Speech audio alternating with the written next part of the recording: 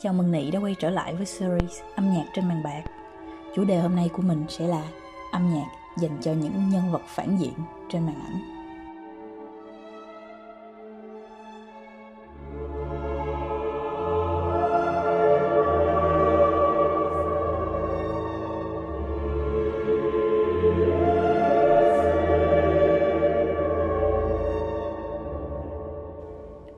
Song song với anh hùng là những nhân vật phản diện, có những bộ phim mình sẽ chứng kiến sự đối đầu của cả hai nhân vật này, nhưng cũng đôi khi nhân vật phản diện lại là nhân vật chính. Âm nhạc cũng sẽ tùy theo đó mà thay đổi theo. Hãy bắt đầu với kịch bản dễ đoán nhất, đó là những bài hát dành cho phản diện trong những bộ phim hoạt hình của Disney.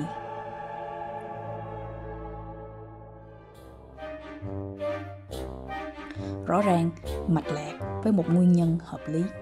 Đó là những tính chất cần có trong một bài hát phản diện. Với nhân vật chính diện thường sẽ có một bài hát được gọi chung là I Want Song. Thì trong bài hát này nhân vật sẽ kể về những động lực và những mơ ước trong cuộc sống. Thì tương tự như vậy, nhân vật phản diện cũng sẽ có một bản I Want Song của riêng họ. Trong bài hát này, họ sẽ nói về lý do mình trở thành phản diện, mơ ước và kế hoạch đen tối của họ để thực hiện ước mơ đó. Những kế hoạch này có thể buồn cười như kiểu của Doofenshmirtz trong Phineas and Ferb. Love was once a crazy dream. Now it's my new evil scheme. Hay đen tối như của Scar trong Vua Sư Tử.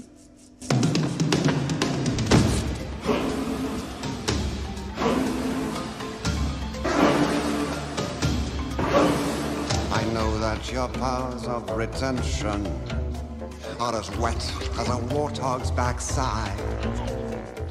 Và cũng có những bài hát vừa dành cho cả nhân vật phản diện và chính diện, như bài hát Love is an Open Door. Ban đầu cứ ngỡ là một bản nhạc lãng mạn, nhưng đến cuối phim, hóa ra đó lại là bài hát kẻ phản diện.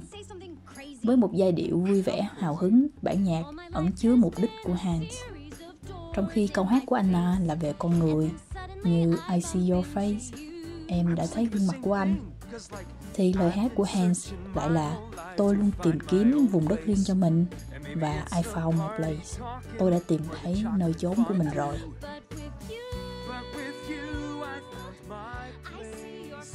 Từ lúc này bài hát đã cho thấy trong khi Anna tìm kiếm tình cảm thì tất cả những gì Hans quan tâm chỉ là vương quốc Arendelle.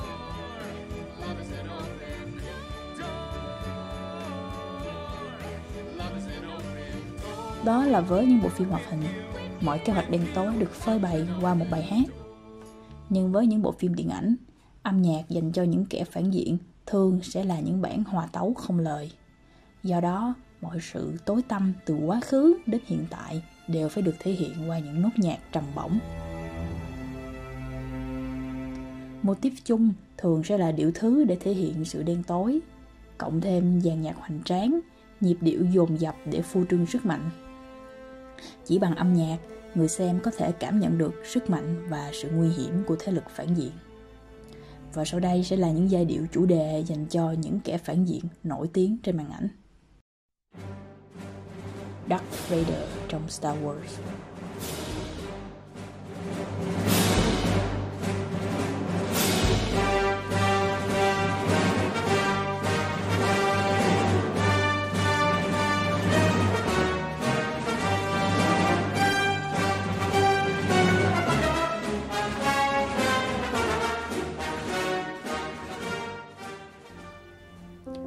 Khan trong Star Trek Into Darkness.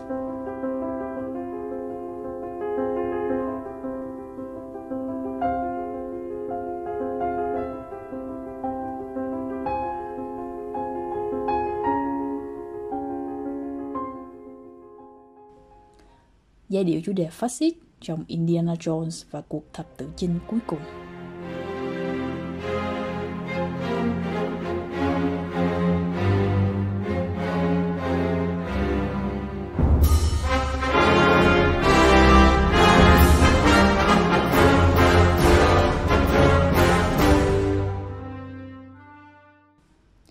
Hay Eric Killmonger trong Black Panther với âm hưởng phi châu.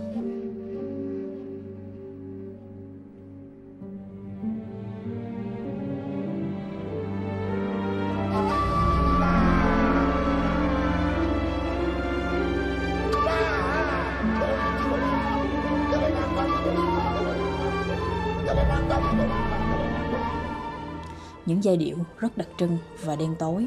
Qua đó mình có thể cảm nhận được sức mạnh và sự tàn nhẫn của Darth Vader, sự lạnh lùng tận xương tủy của Khan, hay sự máy móc của phát xít Đức và tham vọng của Killmonger. Dù đen tối nhưng đặc điểm chung của những bộ phim này là sẽ luôn có những anh hùng cứu thế giới. Tuy nhiên, đôi khi trong một vài bộ phim, chẳng có anh hùng nào đến với thế giới cả. Những kẻ phản diện lại trở thành anh hùng trong chính cuộc đời họ.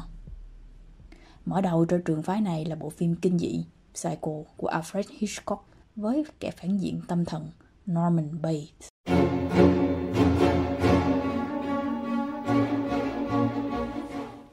Được sáng tác bởi nhạc sĩ Bernard Herrmann, nhạc phim là tập hợp của những tiếng đàn dây chói tai chồng lên nhau. Chỉ đơn giản vậy thôi, nhưng chỉ cần nghe vài nốt đầu, mình đã cảm nhận được sự bất an và kinh hoàng bao phủ.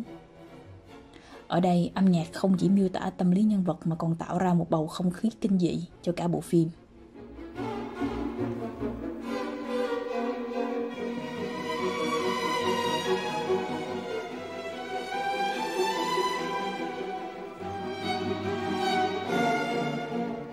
Và đôi khi sự sợ hãi không cần phải nhờ đến những bản nhạc kịch tính. Sau một hành trình sống không bằng chết, Joker đã được sinh ra. Đây là một nhân vật phản diện có chiều sâu và luôn đòi hỏi một khả năng diễn xuất phi thường từ những diễn viên thật xuất sắc.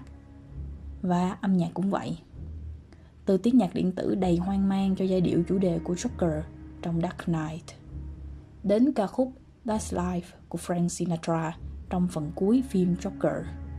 Tất cả đều nhằm thể hiện tính cách quái dị, sự nguy hiểm và thái độ bất cần với cuộc đời của Joker. Bản nhạc của Frank Sinatra với lời nhạc khích lệ tinh thần lạc quan hướng về phía trước, nhưng khi vào phim lại trở thành sự mỉa mai mà cuộc đời dành cho Joker.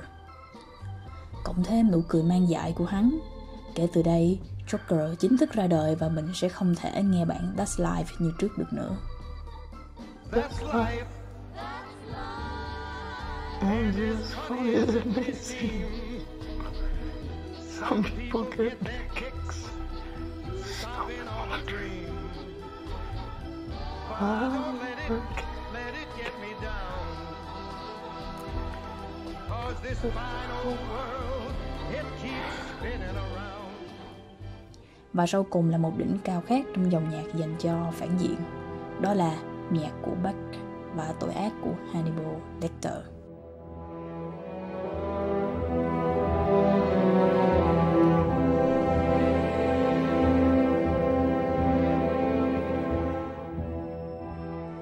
Trong phim, điều kỳ lạ là Hannibal lại thích nghe nhạc của Bach trong những lúc hắn ta trầm tư suy nghĩ và cả khi thực hiện tội ác.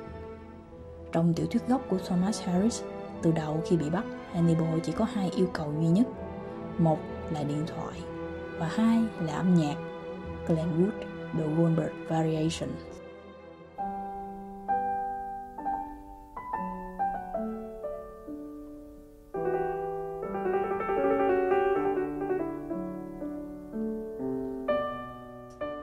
Glenn Wood là một nghệ sĩ dương cầm chuyên đàn nhạc Bach, và Lecter chẳng những nêu rõ thể loại âm nhạc yêu thích của mình mà còn chỉ định luôn cả nghệ sĩ biểu diễn tác phẩm đó. Điều đó thể hiện 2 điều. Một là sự lịch thiệp qua vẻ ngoài của Lecter, cũng tương tự như âm nhạc của Bach, tinh tế, hướng đến độ hoàn hảo tuyệt đối. Điều đó đồng thời trái ngược với sự dã man trong hành vi phạm tội của hắn. Một con quái vật ẩn mình bên dưới một lớp vỏ đạo mạo hoàn mỹ. Và điều thứ hai là sự tập trung của Lecter khi nghe nhạc Bach trước khi thực hiện một kế hoạch phạm tội, cũng tương tự như cách nghệ sĩ dương cầm Glenn Wood tập trung vào phần trình diễn của mình. Hay nói một cách khác, Lecter chọn nhạc của Bach như là nhạc nền cho tội ác của mình.